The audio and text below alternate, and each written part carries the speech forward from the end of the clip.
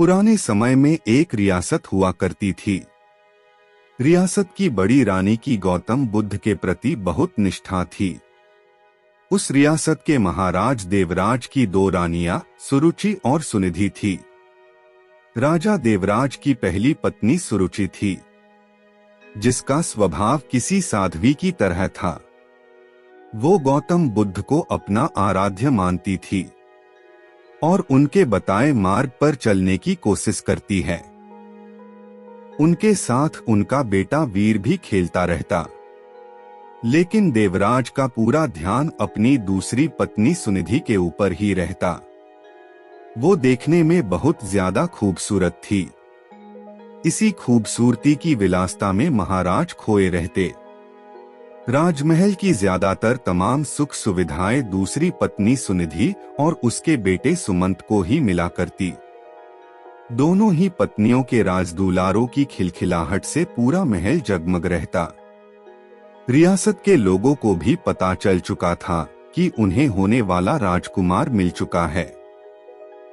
राज्य के लोग अक्सर सोचा करते कि भविष्य में राजगद्दी पर कौन बैठेगा, तो इस पर ज्यादातर लोगों का मत तो सुरुचि के पुत्र वीर के ऊपर ही था कि भविष्य के राजा वही होंगे, क्योंकि धर्म और नीति के अनुसार बड़े पुत्र को ही राजगद्दी मिलनी चाहिए। लेकिन समय की लकीरों को कुछ और ही मंजूर था।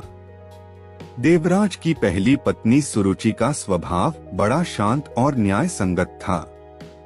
वो न्याय धर्म और बौद्ध धर्म की बातें किया करती। माँ की संगत पाकर बेटा वीर भी उसी स्वभाव का हो गया था।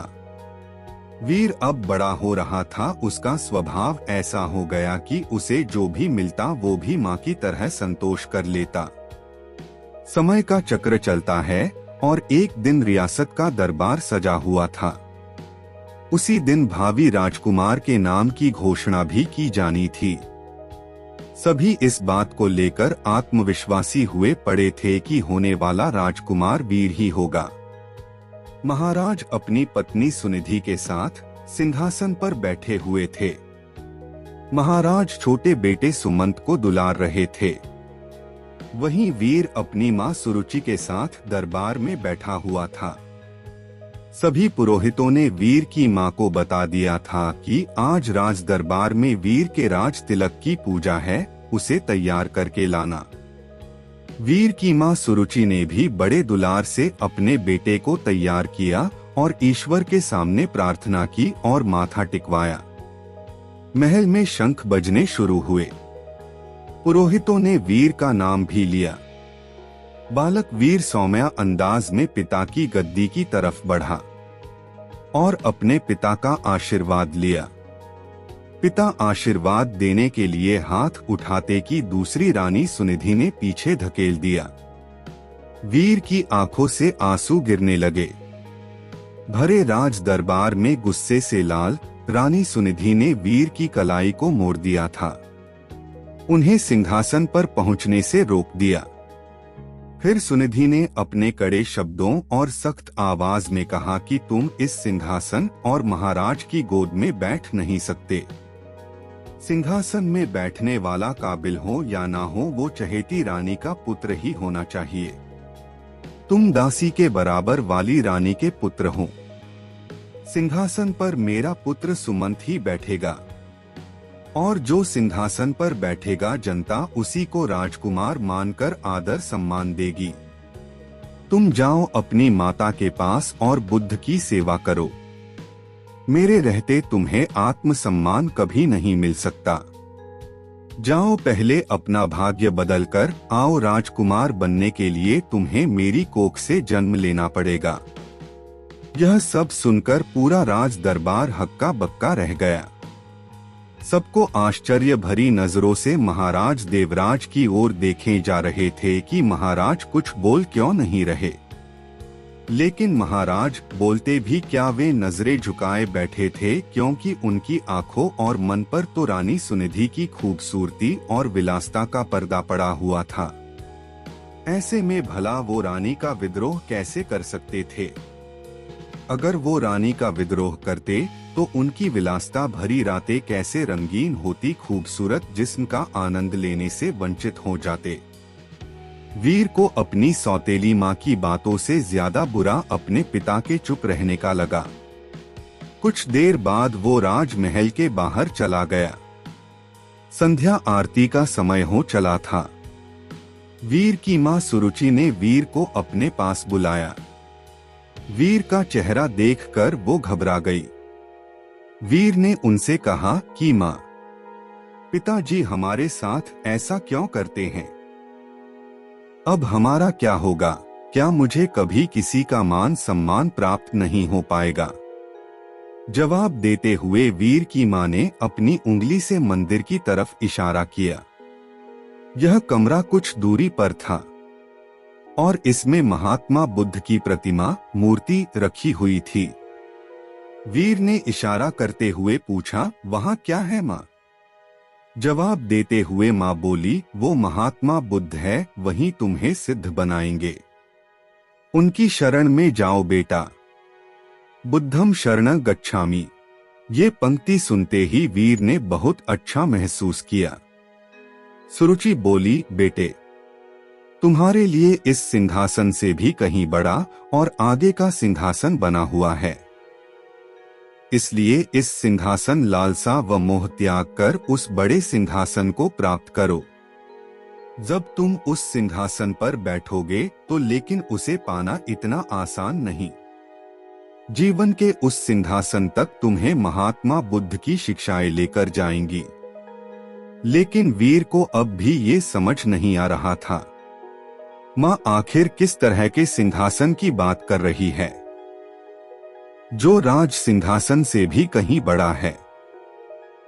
उसके कानों में तो अभी भी सौतेली माँ के ताने गूंज रहे थे कि वो अभागा है। लेकिन वीर की माँ ने देर नहीं की और उसे बुद्ध की मूर्ति के सामने लाकर खड़ा कर दिया और कहा कि अब सिर्फ महात्मा बुद्ध ही तुम्हारा कल्याण करेंगे। तुम उन्हीं के बताए मार्ग पर चलो, उनकी शिक्षाओं का अनुसरण करो। तुम्हें पता चल जाएगा कि जीवन का असली सुख कहाँ है। वीर ने माँ से सवाल किया कि माँ, क्या बुद्ध का स्थान पिता से भी बढ़कर है? वीर की माँ ने मुस्कुराते हुए कहा कि महात्मा बुद्ध सबसे ऊपर है। माँ की इस बात से वीर ने प्रेरित होकर कहा कि माँ, अब से मैं बुद्ध जी की गोद में ही बैठूंगा। उन्हीं के बताए मार्ग व विचारों का पालन करूंगा। मैं कठिन से कठिन साधना करके उन्हें प्रसन्न करूंगा।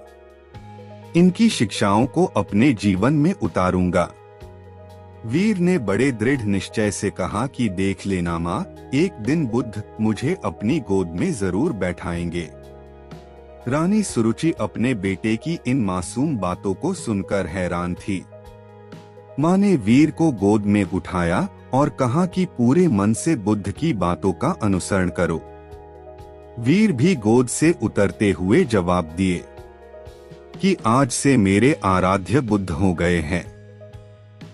कुछ ही दिन वीर बुद्ध की रोजाना नियम बुद्ध उपासना करता हुआ ध्यान मग्न होने लगा। बुद्ध अब राजमहल छोड़ने का फैसला कर लिया। जो लड़का कल तक अपनी माँ के पल्लू में छिपा घूमता रहता था, वो आज महल छोड़कर जंगल जाने का फैसला ले रहा है। इतने बड़े फैसले और जीवन परिवर्तन से सभी हैरान थे और माँ को भी चिंता हो रही थी। माता पिता को प्रणाम कर वीर अब बुद्ध ज्ञान लेने जंगल की ओर निकल गया। महाराज देवराज को भी अपनी गलती का एहसास होने लगा, लेकिन अब भी वो कुछ ना कर पाए। वीर बुद्धम शरणम गच्छामि शब्दों का निरंतर जाप करता हुआ अपने पथ पर निकल गया। कोसों दूर पहुंचने के बाद वीर की मुलाकात एक बौद्ध भिक्षु से हुई। वो एक कुटिया में रहा करते थे। वहां उनके कुछ शिष्य भी थे। वीर ने बौद्ध भिक्षु से ज्ञान मांगा और कहा कि उन्हें बुद्ध से मिलना है। इसके जवाब में बौद्ध भिक्षु ने महात्मा बुद्ध की कहानी बताते हुए कहा कि खुद को जान लेना ही बुद्ध को जान लेना है।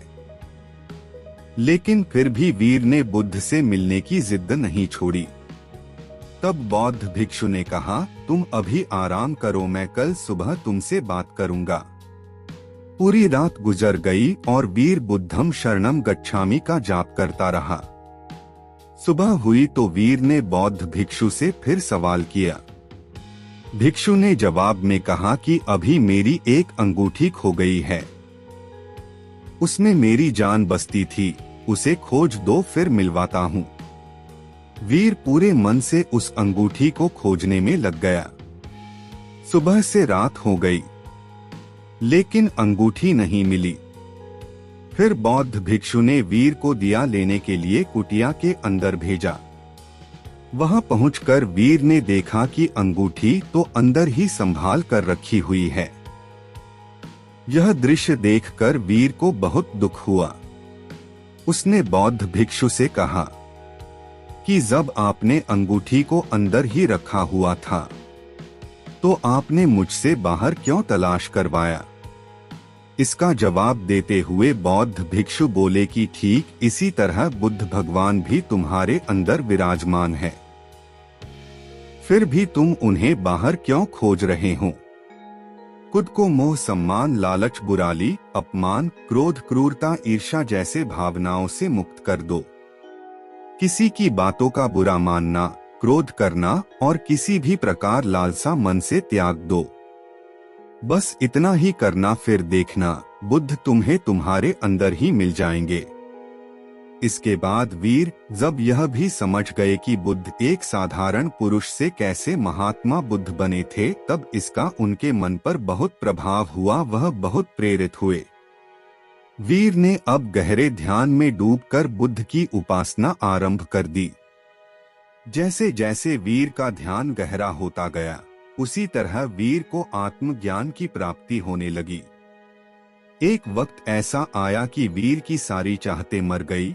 वीर के मन से सभी लालसाएं खत्म हो गई। वीर को अद्भुत आनंद का एहसास हो रहा था। लंबे वक्त तक नियमबद्ध तरीके से ध्यान करते रहने से उन्हें आत्मज्ञान की प्राप्ति हुई थी। अब वीर के मुख का अद्भुत तेज देख लोग उन्हें महासंत कहने लगे। यह बात कुछ समय बाद मध्य रियासत तक पहुंच गई कि पर्वत की शिला में कोई बड़े प्रतापी तेजस्वी बौद्ध भिक्षु ध्यान में मग्न रहते हैं। राजमहल की तरफ से उन्हें बुलावा भेजा गया। रियासत की हालत ठीक नहीं चल रही थी, क्योंकि महाराज का दूसरा बेटा विलासिता में बर्बाद हो चुका था। सुनिधि का हुस्न व खूबसूरती भी उम्र के साथ ढल चुका था। वहीं दूसरी ओर वीर की समृद्धि दूर दूर तक फैलती जा रही थी। एक दिन था जब वीर को सिंहासन पर बैठने के लायक नहीं समझा गया था। एक दिन और आया, बौद्ध भिक्षु के रूप में वीर ने राजमहल में कदम रखा। प्रजा की आंखों में आंसू भी थे और सम्मान भी। महाराजा और सुनिधि हाथ जोड़े पछतावे के आंसू रो रहे थे। वीर की मां के कानों में भी बच्चे वीर की बातें साफ साफ गूंज रही थी। बौद्ध भिक्षु रूपी वीर ने सबसे पहले महात्मा बुद्ध की प्रतिमा को प्रणाम किया और कहा कि दूसरों की सेवा से बड़ी कोई विलासिता नहीं। कोई भी सिंहासन कोख से नहीं बल्कि काबिलियत से तय होता है। वीर ने राज सिंहासन का त्याग कर दिया और त्याग करने के लिए मंदिर रूपी कमरे की ओर चलने लगे। वहां वीर को देखने वाले लोग महसूस कर पा रहे थे कि जैसे कोई शांति की मूर्ति चल रही हो। बुद्ध की शरण में जाकर एक साधारण सा बालक वीर सिद्ध पुरुष बनकर लौटा था। पुराने समय में आज भी यह कहा जाता है कि वीर को बुद्ध मंदिर की ओर जाते देखा था सबने, पर वापस आते कभी नहीं देखा गया। जब मंदिर के भीतर गए तो वहां पर बस भिक्षु वस्त्र ही मिले थे।